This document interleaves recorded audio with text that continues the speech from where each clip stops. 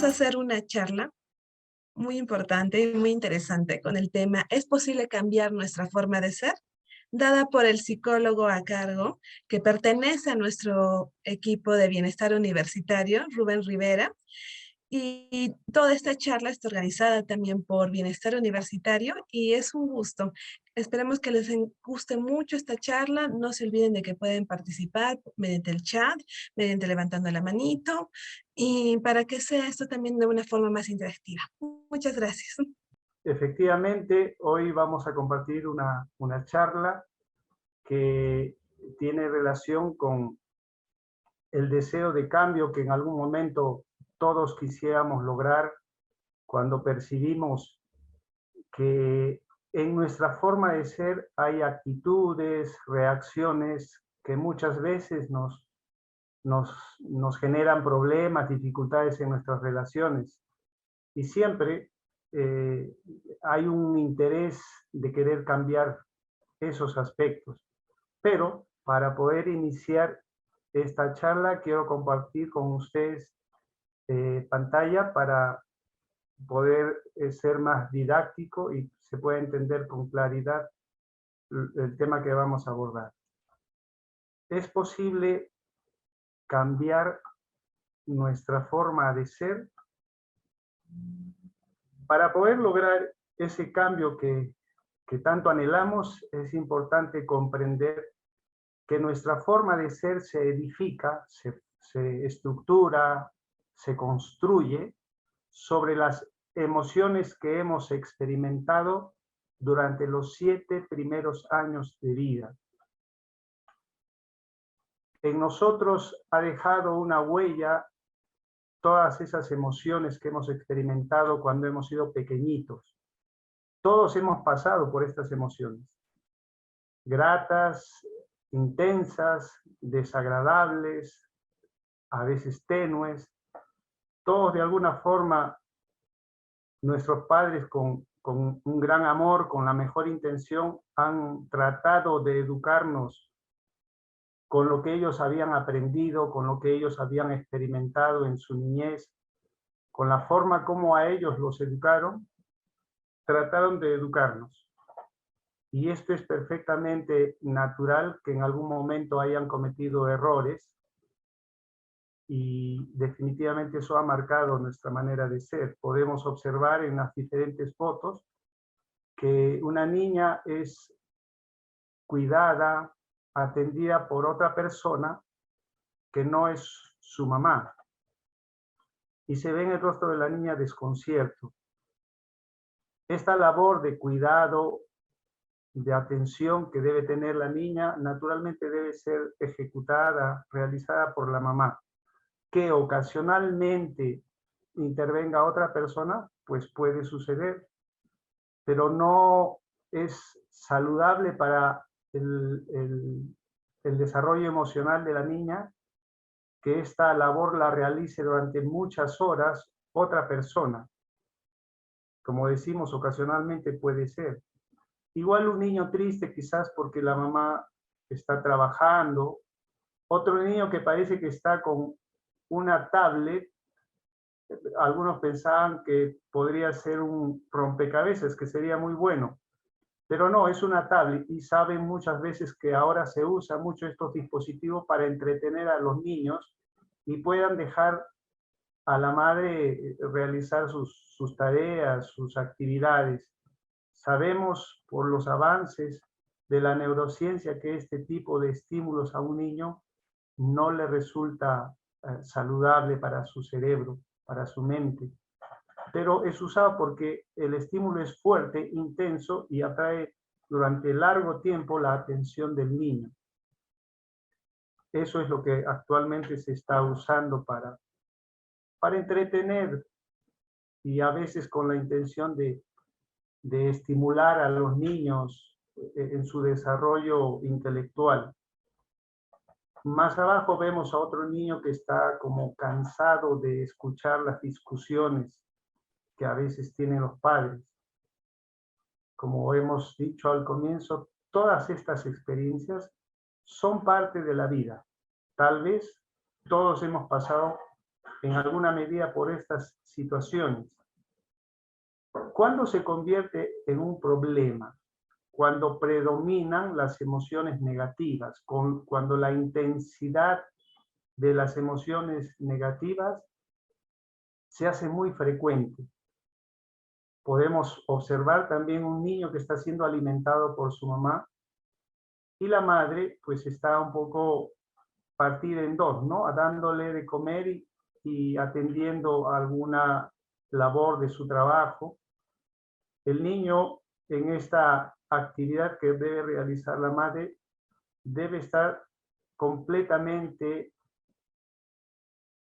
la madre integrada con la labor de darle de comer, acariciarlo, darle un beso, mostrar el afecto y el cariño que le genera este pequeño, pero no, la mamá está dividida y este tipo de estímulos podría solamente estar alimentando su cuerpecito del niño, no sus emociones.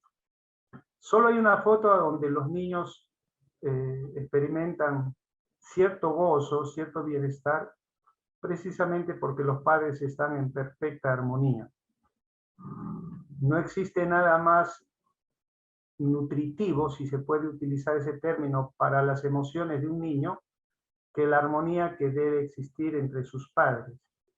Pero vivimos en un mundo donde es completamente normal que haya malos entendidos, discusiones. Todo esto es natural. Solo cuando esas emociones negativas predominan, las desagradables predominan, es que puede crear sentimientos y actitudes en nosotros que nos van a perjudicar en la interpretación que hagamos de la vida, de las cosas, del trabajo, de las personas. Vamos a poner como ejemplo estas actitudes y sentimientos producto de un incremento de emociones negativas. Podemos ver a una persona con una actitud de crítica, puede ser de envidia, hacia otra persona, una actitud de otra señorita de inseguridad, de falta de confianza, que se puede observar en su rostro, o un joven con una actitud de soberbia, de autosuficiencia, que podría ser también una forma de enmascarar su inseguridad. Observamos a otra señorita ofreciendo un gesto de afecto, pero su rostro refleja otra cosa, como vamos a decir, un sentimiento incongruente con lo que está haciendo, que podríamos llamarlo hipocresía. Y otra señorita llena de miedo y un hombre desencajado de ira.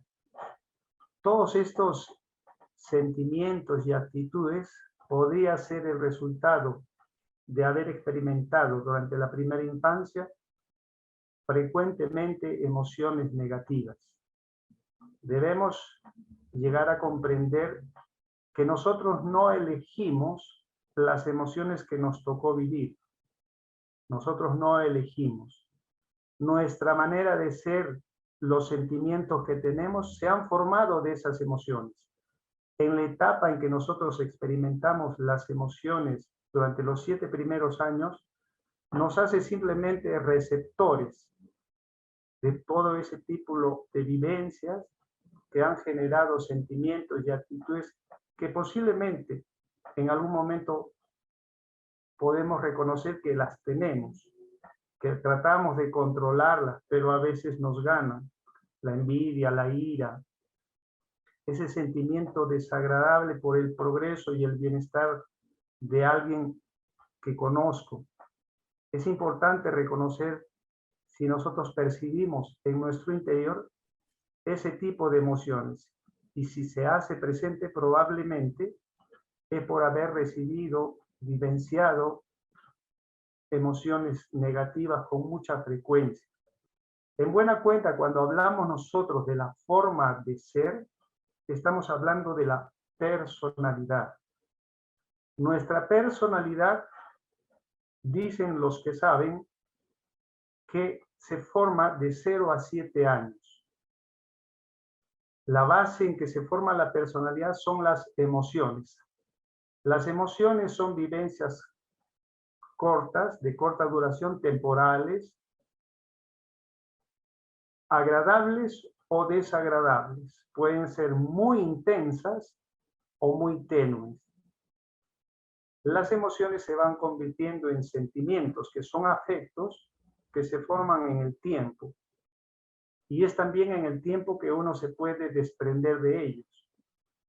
En cambio, las emociones son más efímeras, más pasajeras. En cambio, los sentimientos no. En el tiempo es que se forman los sentimientos. Y esos sentimientos van a influir en nuestra manera de pensar y se va a expresar finalmente en un comportamiento. A partir de los 7 años hacia adelante, la personalidad se robustece, se hace más compacta, más inamovible. Entonces, todo este proceso en que se estructura la personalidad empieza con las emociones. Las emociones son vivencias cortas, pueden ser intensas. Un ejemplo, camino por la calle y sale a mi encuentro un perro queriéndome morder, se acelera mi ritmo cardíaco, experimento cierta tensión, se agita mi respiración, viene el dueño del perro, se lo lleva. Esa emoción que acabo de experimentar, naturalmente se experimenta como desagradable. Pero pasan unos minutos, mi ritmo cardíaco baja, se atenúa mi agitación en la respiración y la emoción se desvanece. Me queda, sin embargo, una huella. Si esas emociones que yo experimento son frecuentemente intensas, negativas, se experimentan con desagrado, eso va a influir en mis sentimientos que se forman en el tiempo. Si un niñito pequeño experimenta muchas emociones desagradables, por ejemplo, a veces los padres suelen corregirlo, decirle no hagas esto, bájate de ahí, termina la tarea, ¿a qué hora vas a terminar de almorzar? 2 horas almorzando y todavía no terminas, apágame la televisión. Suele suceder esto muchas veces porque los padres se encuentran y no se dan cuenta que en un estado emocional de alteración, y eso los lleva a observar solo todo lo negativo o todo lo errado que puede hacer su pequeño, y se hacen demasiado correctivos, o padres demasiado perfeccionistas constantemente están bombardeando, si se puede decir, al niño con correcciones, con esto debe ser así, y es precisamente la emoción que va a crear el sentimiento. ¿Qué sentimiento? Pues posiblemente de inseguridad. Va a tener ese sentimiento de que nada de lo que hace lo hace bien. Y eso más adelante va a influir en su forma de pensar. Y finalmente se va a expresar en una conducta. Es importante entender que la conducta es el aspecto observable de nuestra manera de ser. Cuando un niño se comporta mal, muchas veces se intenta corregir su conducta en la conducta. Se le pega, se le grita, se le jala la chuleta, se lo zarandea y se le trata de corregir la conducta con este tipo de acciones. Cuando en realidad puede que el niño corrija esa conducta, pero no lo hace por comprensión. Lo hace porque ha sentido miedo y no quiere volver a recibir el castigo, a recibir el regaño. Cuando en realidad la forma más certera de poder corregir esa conducta es trabajar en aquello que no se ve.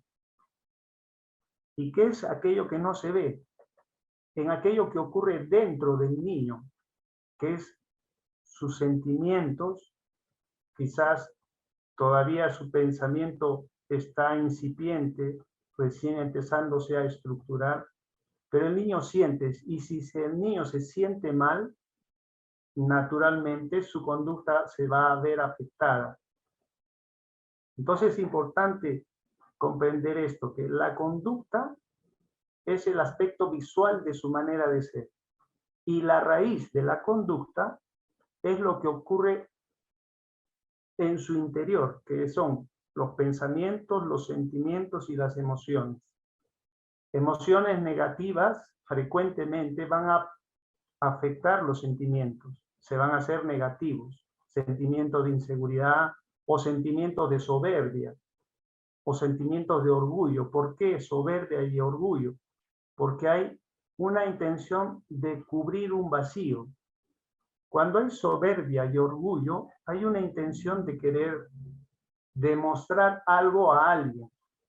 Y cuando nosotros queremos demostrar, es porque probablemente está oculto el sentimiento vacío de inseguridad, de poca valía. Por eso trato de convencer a los demás de mi verdadera valía, de que soy muy capaz. Entonces, muchas veces las emociones negativas pueden repercutir de forma diferente, a veces hasta opuesta. Puede hacerme una persona insegura, introvertida, que se aísla, que no gusta del contacto social, o puede convertirme en una persona extremadamente sociable, extremadamente protagónico, porque está movido por un vacío, que más adelante vamos a explicarlo con otras diapositivas. Entonces, cuando alguien quiere corregir la conducta de un niño, lo primero que tiene que saber es que si el niño se conduce mal, es porque se siente mal. Entonces hay que ir y descubrir qué es aquello que le está haciendo sentir así. Si uno explora, probablemente descubre los niños agresivos que golpean, que son que tratan mal a sus compañeros, son generalmente niños que son castigados con castigo físico, gritados, o porque ven mucha violencia en casa. Entonces el niño siente una alteración dentro de él que lo hace conducirse de esa forma. ¿Todo esto qué es? Finalmente, esto es personalidad. Ahora vamos a suponer con esta diapositiva que las emociones positivas, las emociones agradables, son estos ladrillos que están hacia la izquierda. Y las emociones negativas, pues son también los ladrillos, pero de la derecha, desgastados. Antes de explicar esto es necesario saber de que tanto las emociones negativas como las positivas son necesarias experimentarlas. ¿Por qué? Porque es a través de estas emociones, de estos diferentes matices, que uno aprende en la vida, adquiere experiencia. Nosotros vamos a tener la tendencia a siempre buscar las emociones agradables y vamos a tratar de alejarnos de las emociones, de aquello que nos produce emociones desagradables. Entonces, simplemente por didáctica voy a explicar algo, pero esto no es dable porque todos en algún momento hemos recibido las emociones agradables, las positivas, y las desagradables, y ambas son necesarias. Ambas son muy necesarias para aprender, para distinguir, para elegir. Forman parte de la vida natural de un ser humano. El asunto es complicado cuando predominan las negativas, cuando es más frecuente las negativas y cuando son demasiado intensas. Entonces, eso sí genera una deformación en la manera como vamos a interpretar la vida, cómo vamos a interpretar los eventos, las circunstancias de nuestra vida. Eso va a verse afectado si las emociones negativas han predominado. Vamos a suponer, las emociones negativas son los ladrillos rotos y las emociones positivas los ladrillos bien cortaditos, bien cocidos. ¿Qué vendrían a ser los sentimientos? Pues las paredes. Paredes firmes, bien estables, resistentes, de resultado de emociones positivas. Sentimientos vulnerables, frágiles, que en cualquier momento se pueden derrumbar, es resultado de emociones negativas.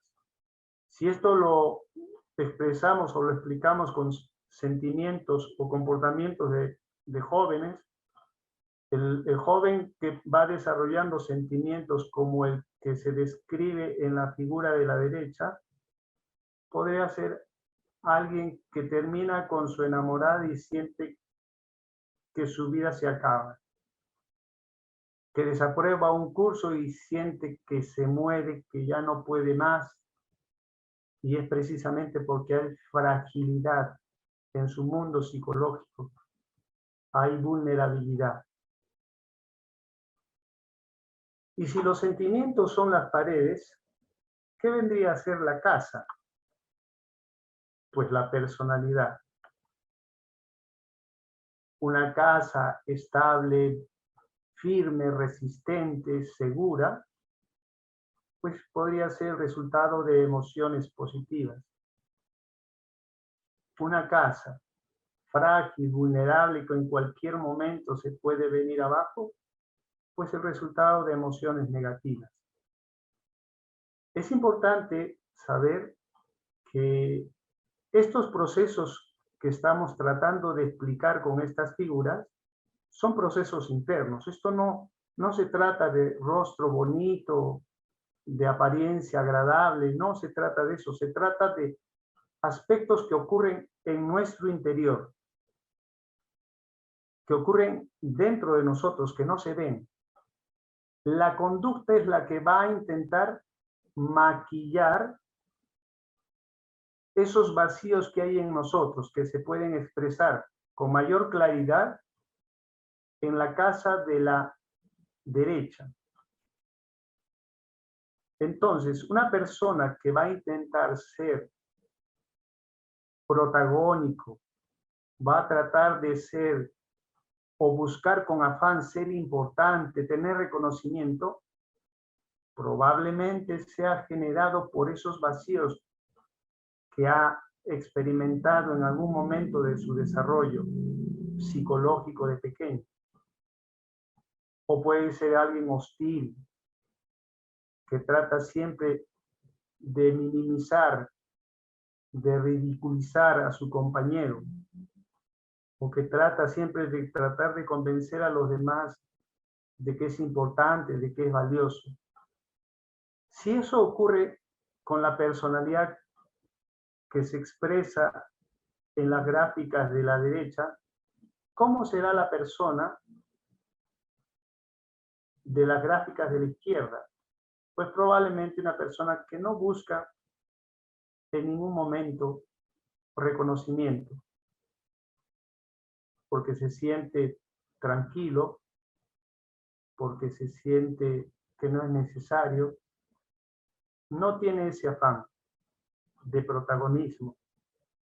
Quizás es una persona sensible, no porque busque el aplauso, sino porque siente que eso es natural hacerlo. Finalmente, uno puede demostrar con la conducta que tiene en su interior la casita de la izquierda, pero solo puede ser una actuación. Y eso es importante que nosotros nos demos cuenta. No podemos engañarnos a nosotros mismos. Es posible impresionar y sorprender a los demás, y muchos lo hacemos con mucha destreza. Y cuando logramos ese objetivo de sorprender y despertar admiración en los demás, sentimos que vamos muy bien, pero sabemos en el fondo de nosotros que siempre hay un vacío, que siempre hay una carencia. Dicen muchos entendidos en la materia que aquella persona pobre psicológicamente siempre va a buscar el éxito con afán exteriormente, motivado precisamente por ese vacío. Entonces, es necesario entender que estos procesos que nosotros estamos mostrando con estas fotos, es posible transformarlos, cambiarlos. El único ser viviente que puede transformarse son los seres humanos. Un animalito no se puede transformar. Se le puede enseñar y adiestrar a que se haga el muertito, que se siente o que se pare en dos patitas, que desarrolle algunas destrezas, sí. Pero él puede aprender eso, pero no puede transformarse. El único ser que se puede transformar es el ser humano, pero eso no es una obligación, es una decisión personal. Solo uno puede transformarse cuando descubre que no es feliz, que no está en paz consigo mismo. Y lamentablemente hay muchas personas que desconocen, no pueden percibir con claridad si sufren o no, salvo circunstancias extremas de mucho dolor, pero después no se dan cuenta que, por ejemplo, cuando una persona entra a su casa, un varón entra a su casa y empieza a observar todo lo que está fuera del lugar y corrige y grita y siempre está llamando la atención, es posible que él crea y sienta que es porque le gusta el orden, cuando la verdadera razón de esa tendencia es que se siente mal. Por eso tiene esa tendencia a llamar la atención, a corregir, a convencerse él y tratar de convencer a los demás que él sabe lo que es el orden, que él sabe lo que es correcto y que siempre está en ese papel de corregir. Ese papel de corregir genera una flaca retribución y es: yo sé lo que hago, yo sé que es importante el orden, pero si lo hace de manera irada, haciendo sentir mal a su entorno, probablemente es porque tenga edificada y no se dé cuenta una construcción como el de la derecha. Si nosotros intentamos explicar esto con más profundidad, diríamos que venimos a esta existencia como un recipiente vacío. Todos hemos llegado a este mundo como niños hermosos, despiertos, encantadores. Tenemos un cuerpo maravilloso que tiene un sistema de defensa perfecto. Y dentro de ese cuerpo hay una energía que está representada por esa luz. Así somos de niños. Un recipiente vacío con una maravillosa energía que es la que nos permite vivir. Dos personas con la mejor intención tratan de educarnos. Pero ¿con qué nos educan nuestros padres? Con sus propios miedos, con sus inseguridades, también pues con sus frustraciones. Y nos proporcionan diferentes tipos de emociones, de afecto, de alegría, miedo, desconsuelo, desamparo a veces, ira. Bueno, acá hemos puesto solamente, creo que 8 o 6 emociones. Pero nosotros recibimos muchas emociones constantemente. No solamente por la forma como nos corrigen, cómo nos llama la atención, sino lo que observamos, lo que escuchamos, los llantos que vemos en nuestros padres. Todo eso genera en nosotros cierto dolor. Que cuando uno es niño, va a reflejar en su conducta lo que siente. Si es un niño lleno de miedo, ese niñito se aísla, juega solito. Y si es un niño que ha recibido mucho castigo físico, mucha frustración, pues probablemente sea agresivo y no lo va a ocultar, lo va a mostrar en su conducta, va a molestar a sus compañeros. ¿Y es eso anormal? No, perfectamente normal, perfectamente normal. ¿Y qué ocurre? Que cuando es niño expresa su conducta de esa forma, pero conforme va desarrollando su pensamiento, aprende a maquillar. Y lo primero que hace el niño es ocultar las emociones que sabe son criticadas, son tachadas, son resultado de llamadas de atención continuas. Entonces aprende a disimular, las oculta. Y para sentirse bien, que es una tendencia natural del ser humano, nosotros, los seres humanos, vamos a buscar siempre estar bien, sentirnos bien. Es una tendencia natural del ser humano buscar ser feliz. Y en ese afán vamos a tratar de querer impresionar a los demás. No importa si dentro mío me siento mal, eso es lo que menos importa. Lo importante es que todos crean que yo soy una persona feliz, que soy superior de alguna forma. Entonces empezamos a maquillarnos. De repente, el hecho de haber estudiado me hace sentir orgulloso. Entonces soy profesional. Le agrego una perlita a mi forma de ser.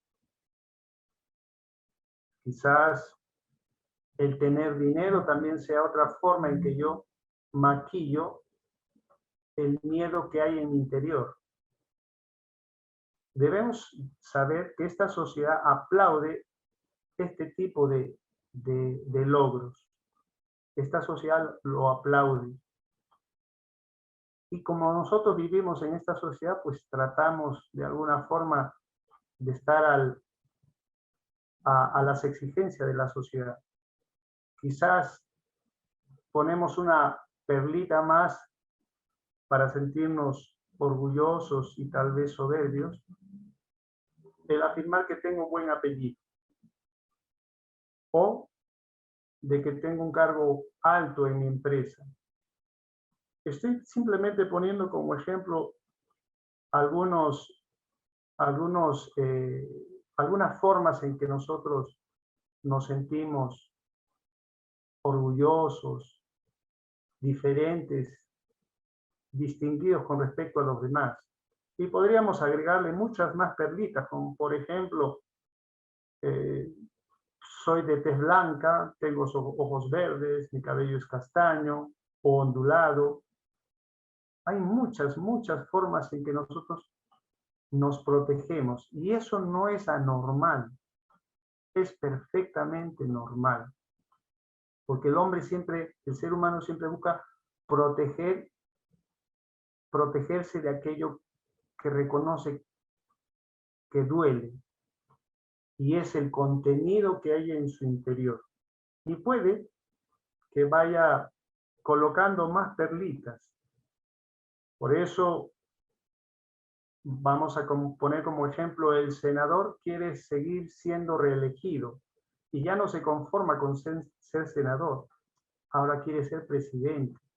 Y cuando es presidente, ya no es suficiente ser presidente, ahora quiere ser reelegido. Empieza a caer en un afán continuo de distinción. ¿Por qué?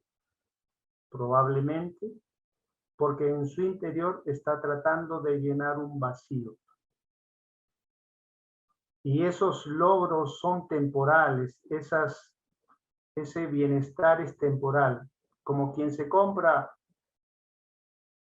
un carro y con el pasar de las semanas y los meses, ya el carro no le proporciona la misma alegría que le proporcionó cuando se lo compró. Necesita otro.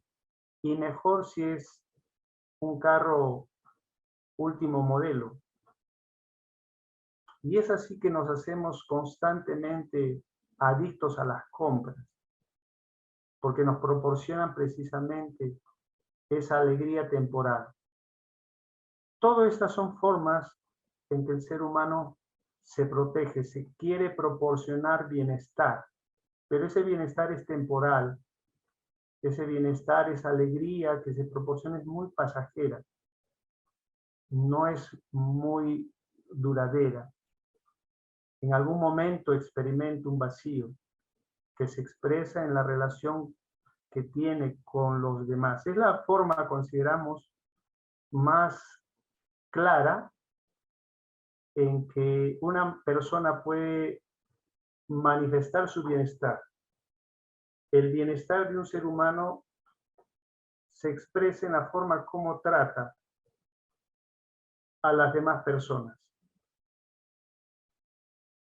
Y es a veces que uno va logrando más perlitas, éxito laboral, económico, cuentas bancarias, ya no solo tiene una casa, sino tiene dos.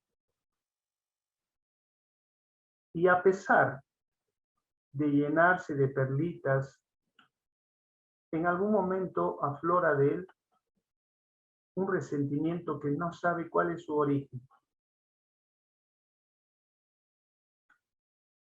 o una angustia, o tiene la tendencia a la ansiedad, siempre está inquieto, no puede mantenerse quieto, siempre está buscando hacer algo, no se sabe relacionar consigo mismo, no puede estar quieto, no, es incapaz de poder hacer reflexión o meditación, porque su mente empieza a torturarlo. Y es precisamente porque estos vapores salen del interior. Puede sonar muy fuerte, pero nosotros todos hemos recibido en alguna forma vivencias que se han convertido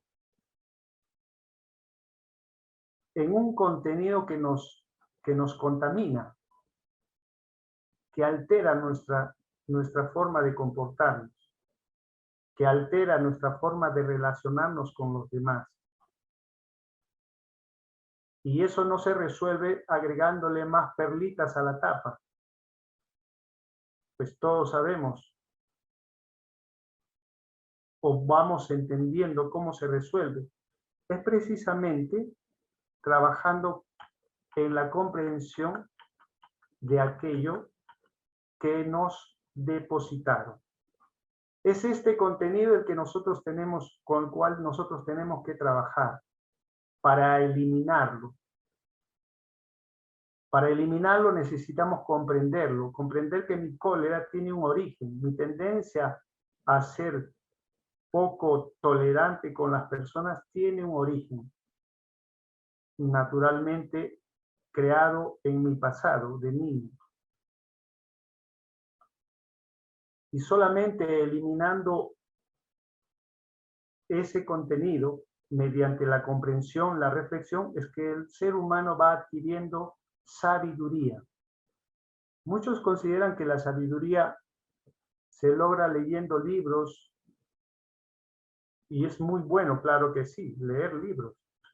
Pero la sabiduría verdaderamente, la que nos ayuda a saber vivir, es aquella que se logra cuando uno comprende sus miedos, cuando uno comprende sus inseguridades, cuando comprende y acepta el contenido que lo hace sufrir como resultado de sus vivencias experimentadas en el pasado. Por eso el más grande maestro que ha existido dice: Si quieres alcanzar un nivel alto de conciencia, que lo expresa en un nivel eh, eh, alto de conciencia, en una expresión que dice, si quieres alcanzar el reino de los cielos, tienes que volver a ser como un niño, que equivale a decir un recipiente vacío, pero no vacío carente de conocimiento, sino de sensibilidad. Tenemos que trabajar eliminando ese contenido que nos hace actuar de manera poco comprensiva, poco afectuosa, poco amable, que nos hace sufrir muchas veces por el progreso ajeno y sentimos que la vida no es justa. Y a veces sentimos que ni siquiera Dios existe, porque si existiera Dios no habría tanto sufrimiento. Bueno, eso es ya tema de otra charla. Pero bueno, el trabajo radica en eso. Tenemos que aprender a trabajar en lo oculto. Como se ve acá, lo oculto está dentro de ese recipiente. Nosotros, fíjense que personalidad proviene del latín persona, que significa máscara. Todos tenemos una personalidad.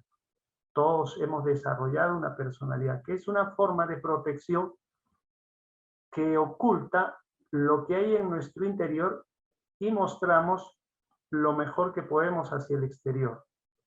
Siempre tratando de despertar admiración, de despertar reconocimiento, pero en nuestros fueros internos hay dolor, sufrimiento, vacío, que se expresa, como dijimos, en la relación que tenemos con los demás. Entonces, ¿cómo iniciamos ese proceso de cambio? Lo primero que tenemos que hacer es saber que nuestra manera de pensar es una constante que se da en todo momento en nuestra vida. Nosotros constante y permanentemente estamos pensando.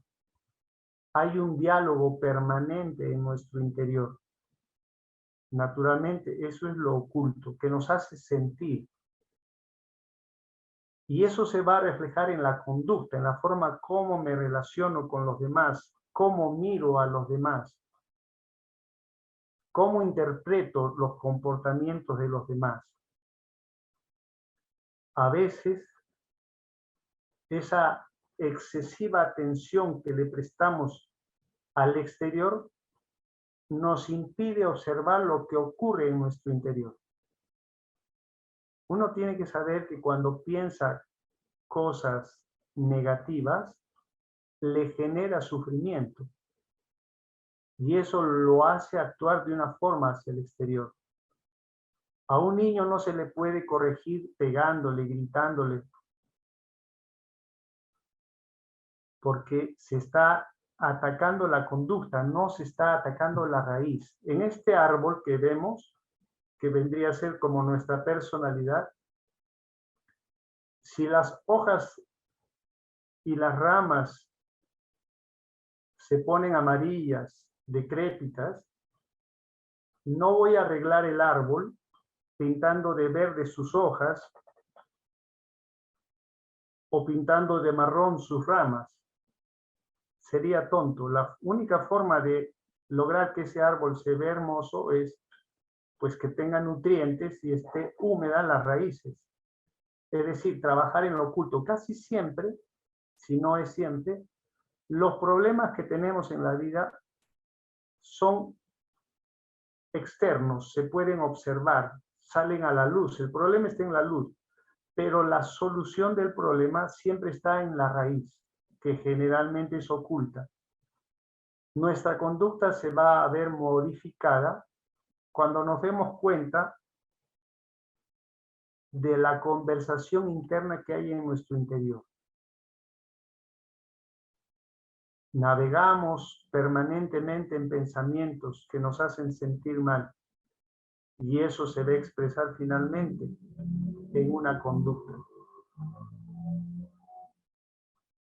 Es necesario que cada uno sepa, para empezar este proceso de cambio, es necesario prestar mucha atención a esa conversación, observar nuestros pensamientos. Los pensamientos que tenemos, si son negativos, es perfectamente congruente. ¿Por qué? Porque deben haberse originado por emociones negativas que experimentamos durante los primeros 7 años. Entonces es perfectamente normal que uno tenga esa tendencia a pensar de manera negativa. Eso no es anormal, es perfectamente normal. Entonces tengo que descubrir si ese pensamiento me hace sentir bien o me hace sentir mal. He ahí la utilidad del pensamiento.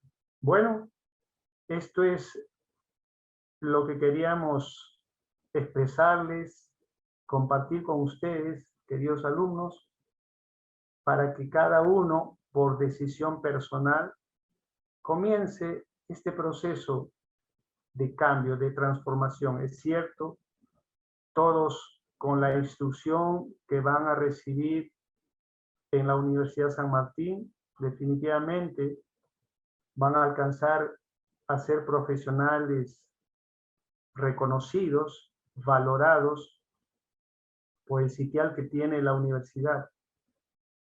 Pero es un trabajo aparte el convertirse en personas sensibles, solidarias, compasivas, amables. Y es precisamente este tipo de valores en nuestro interior que va a permitirnos lograr ser realmente felices y prósperos. Debemos hacerles saber que la Oficina de Bienestar Universitario siempre está presente y alerta para poder atender cualquier necesidad de asesoría, de consultoría que puedan requerir nuestros alumnos. Pueden llamar a este número, que es mi número personal, para cualquier atención que quieran recibir, y nosotros con mucho gusto, como todos los miembros de la Oficina de Bienestar, estamos dispuestos a asesorar y atender sus solicitudes. Bien, hasta acá es lo que queríamos compartir. Muchísimas gracias, señor Rubén, por esta hermosa charla que hemos tenido el día de hoy para hacernos conocer un poquito más sobre nuestras emociones, sobre nuestro crecimiento personal, que es tan importante. Y como usted ha mencionado, todo es un complemento y tenemos que preocuparnos en nuestra parte interna. Le quería hacer una pregunta que, ¿cómo podrían mejorar los jóvenes sus diálogos internos? Porque muchos a veces se llenan de, sabemos, de preocupaciones, de si van a dar bien los exámenes o preocupaciones del hogar, o simplemente no se ven bien ellos mismos. ¿Cómo podrían ir manejando estos diálogos internos para que tengan una mejor conducta? Bien, gracias por la pregunta. Me permite explicar un poquito en más detalle que la utilidad de un pensamiento se tiene que evaluar por la emoción que me genera. Si el pensamiento que tengo me genera miedo, me genera inseguridad, es suficiente razón para saber que no es conveniente seguir prestando atención a ese pensamiento. Los pensamientos persisten en nuestra mente cuando les prestamos atención. Si el pensamiento me genera una emoción desagradable, es muy importante, más que suficiente, saber que ese pensamiento no me es útil, no me sirve. Y si yo dirijo mi atención hacia otro aspecto, ocurre que ese sendero que ese surco que se ha formado en mi cerebro por la frecuencia que tengo pensamientos negativos, se van creando caminos de conexiones nerviosas en mi cerebro que se convierten como zanjas. Más o menos es como cuando una persona visita a un amigo de campo, donde pues hay pasto. El camino que lleva a la cocina o el camino que lleva al corral de los animales, si hay pasto en ese lugar, ese camino va a estar marcado porque en esa zona no ha crecido el pasto. Debido a la frecuencia en que se ha transitado por allí, el pasto no crece. Entonces, alguien le dice, ¿quieres ir al corral? Vas a ver a la derecha y hay un caminito que te va a llevar justo al corral. Y es precisamente ese sendero que se forma de tanto transitarlo. Bien, más o menos así ocurre en nuestro cerebro, que de tanto pensar cosas negativas se van generando surcos en nuestro cerebro que son muy fáciles de volver a transitar. Pero si uno, como decimos, piensa algo que sabe que lo atormenta, si se siente mal, debe reconocer que ese pensamiento no le genera ninguna utilidad. Y si desvía su atención hacia otra cosa, lo hace una, lo hace 2 veces, lo hace 3 veces al día, fíjese, ese surco va a empezar poco a poco a perder su sendero, va a empezar a extinguirse poco a poco, si lo hago conscientemente. Este pensamiento no me es útil porque me genera dolor, entonces dirijo mi atención hacia otra cosa. Naturalmente, por la costumbre, va a volver mi mente a producir ese pensamiento. Y yo nuevamente me voy voy a dirigir mi atención hacia otra cosa. Cuanto más veces lo haga, ya voy por el buen camino de que ese sendero se vaya cerrando, se vaya borrando, como ocurriría, por ejemplo, que también hemos podido vivenciar esto, que cambiaron el corral de los animales y lo pusieron en otro sitio. Y como la gente dejó de caminar por ese sendero, el pasto empezó a crecer allí y ese camino se borró, de repente se borró.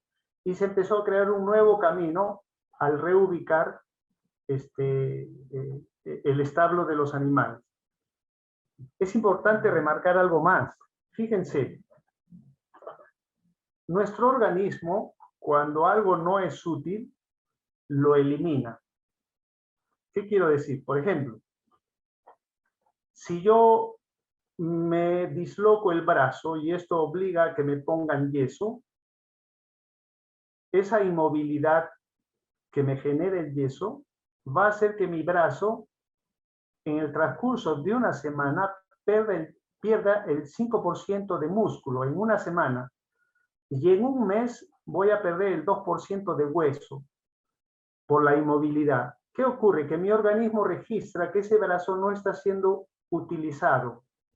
Por ende, la proteína no va dirigida a ese brazo.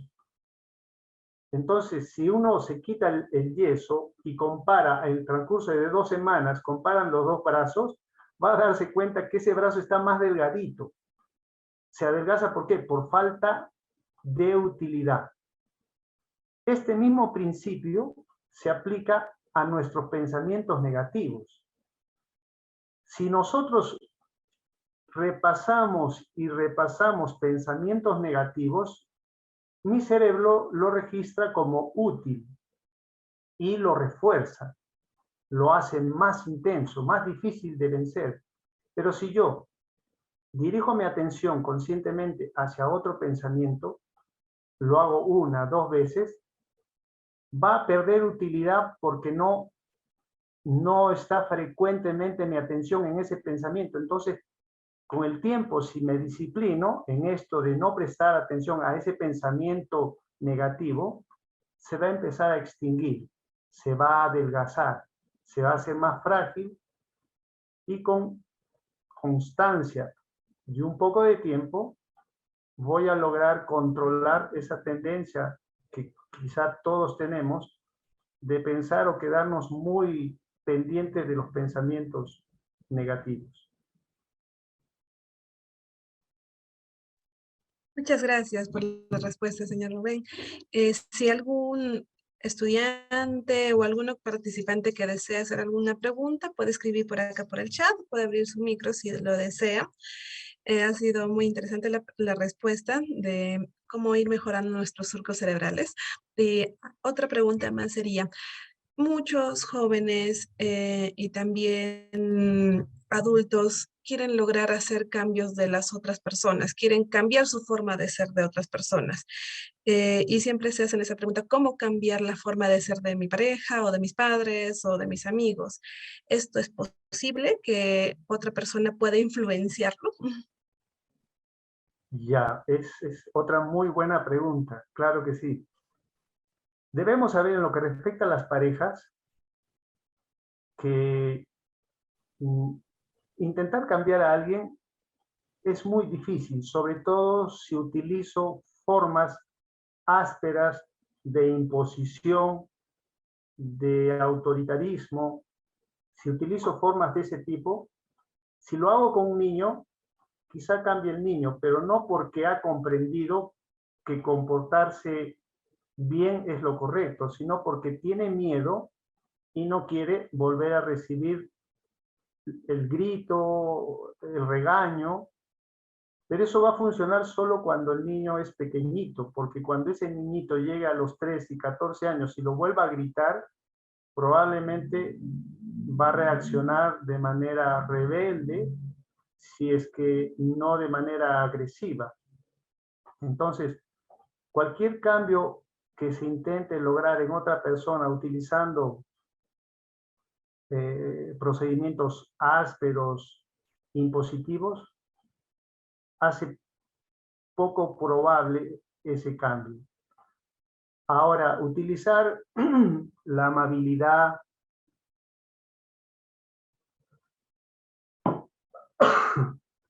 la amabilidad, las buenas formas, tampoco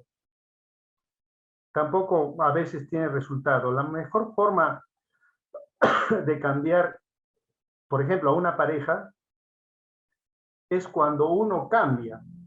Miren cómo es esto.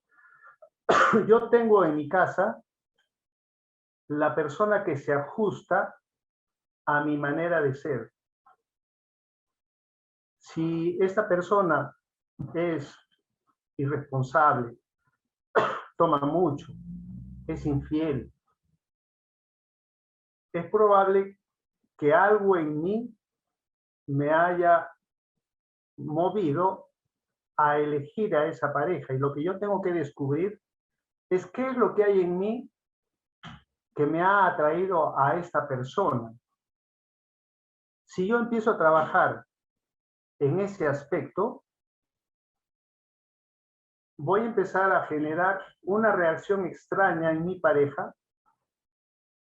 que va a despertarle mucha curiosidad. Y es que cuando yo me lleno de ira, cuando yo me lleno de frustración, lo que normalmente hacemos es querer atacar, agredir o alejar a la persona que me ha despertado esa ira, cuando en realidad esa persona me es muy útil. ¿Por qué? Porque esa persona ha despertado en mí, por darle un nombre, un diablo que estaba dormido en mí. Y que esa persona me ha ayudado a descubrirlo, me ha ayudado a que despierte y reaccione. Y el trabajo fundamental es dirigir toda mi atención hacia lo que estoy sintiendo, conocer de dónde proviene esa rabia mía.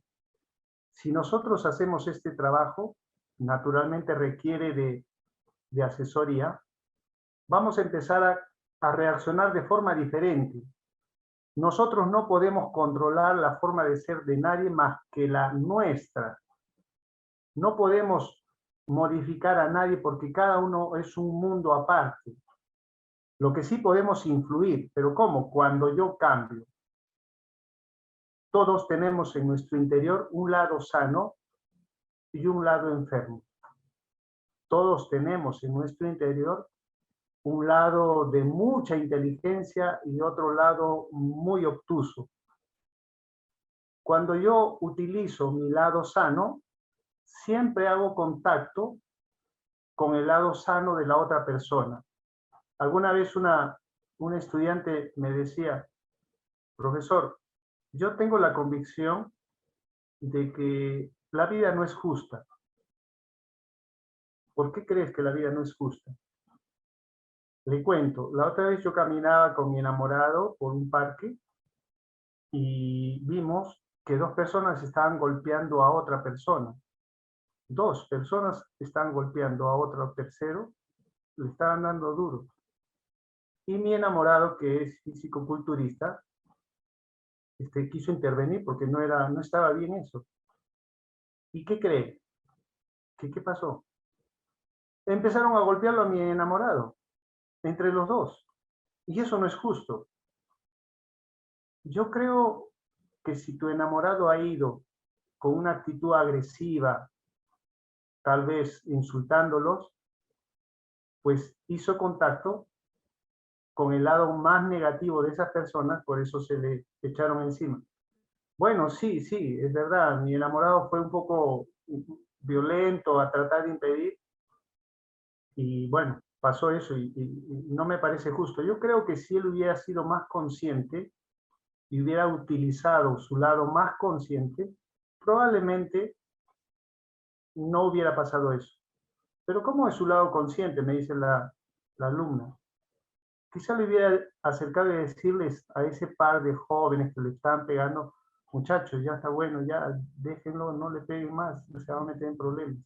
Tranquilos, ya, váyanse. Quizás si hubiera utilizado esa forma, los muchachos se hubieran dejado y se hubieran alejado, probablemente. Pero si él va a aventarles la madre y decirles lisuras, ellos arremetieron contra él. Entonces, normalmente, casi siempre nosotros cuando hablamos desde nuestro lado consciente, siempre hacemos contacto con el lado consciente de la otra persona. Lo que ocurre es que a veces no sabemos de dónde provienen nuestras palabras. Un ejemplo, un niñito o un padre de familia escucha al psicólogo y le dice, no trate mal a su hijito, no lo grite, eso lo va a asustar.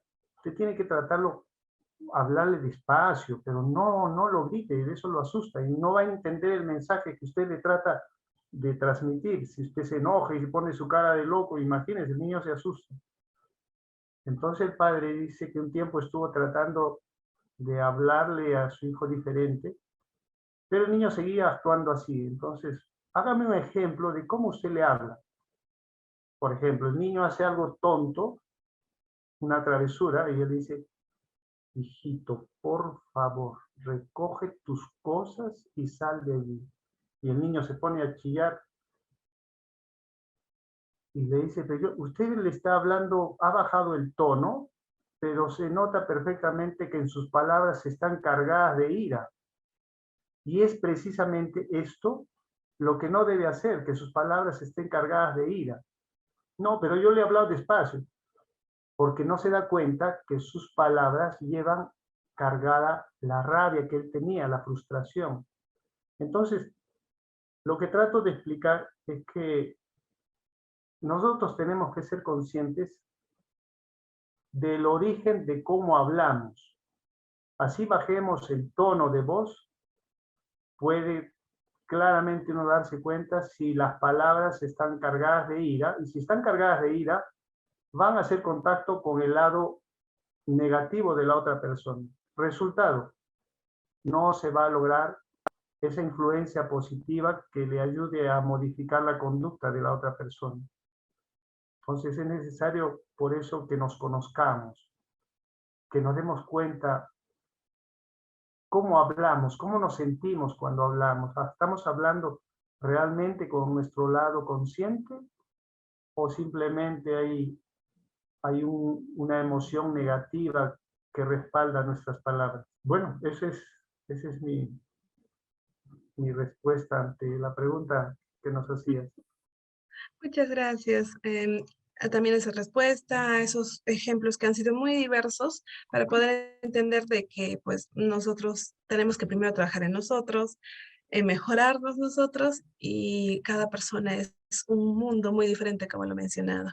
Entonces, bueno, ahora para finalizar nuestra charla, sabemos que este tema es muy amplio y se podría quedar 1 horas hablando de esto, pero ¿cuál sería su mensaje final para todos los jóvenes, padres de familia que estén viendo esta charla para que quieren mejorar su forma de ser o mejorar sus diálogos? ¿Cómo lo podrían hacer?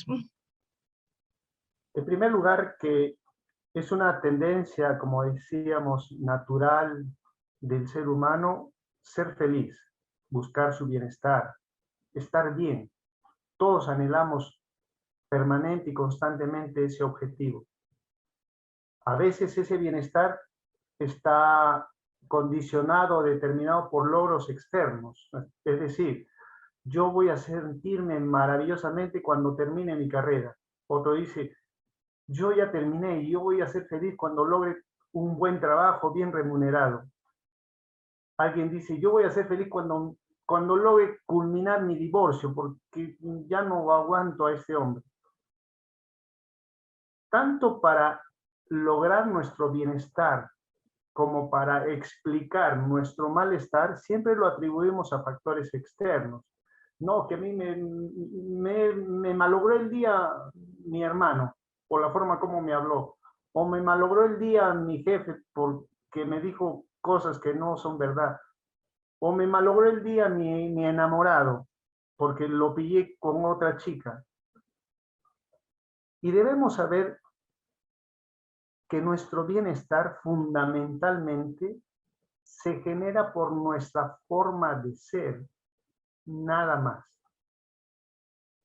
Que es bueno y es natural alcanzar objetivos externos, que es bueno desprenderse de aquello que a uno le hace daño, pero todo eso ocurre, todo eso nosotros atraemos por nuestra manera de ser.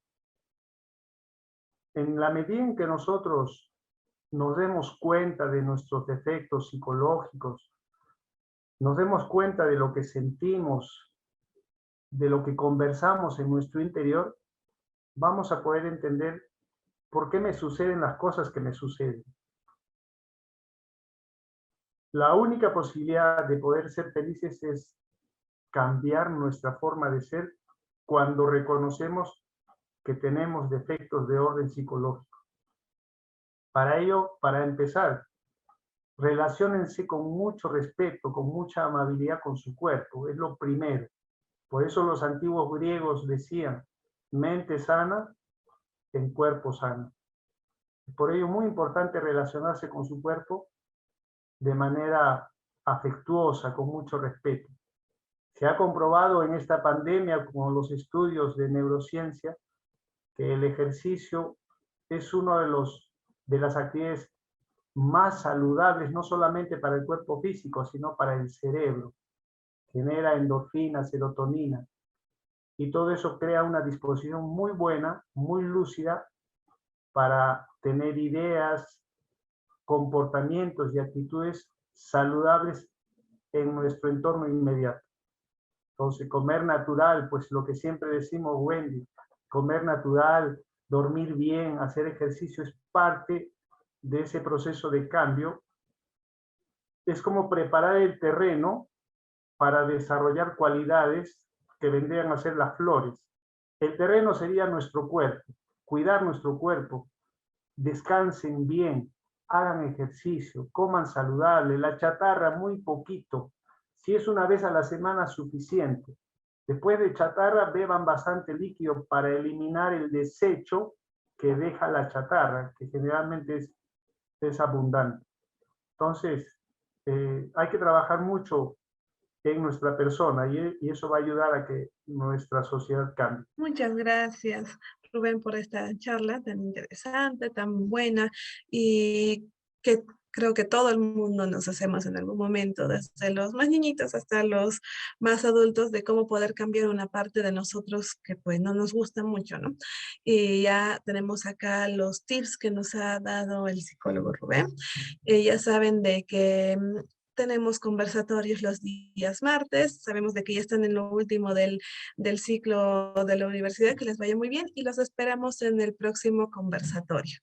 Muchísimas gracias y muchísimas gracias, Rubén, a tu tiempo y tu participación y a tus conocimientos.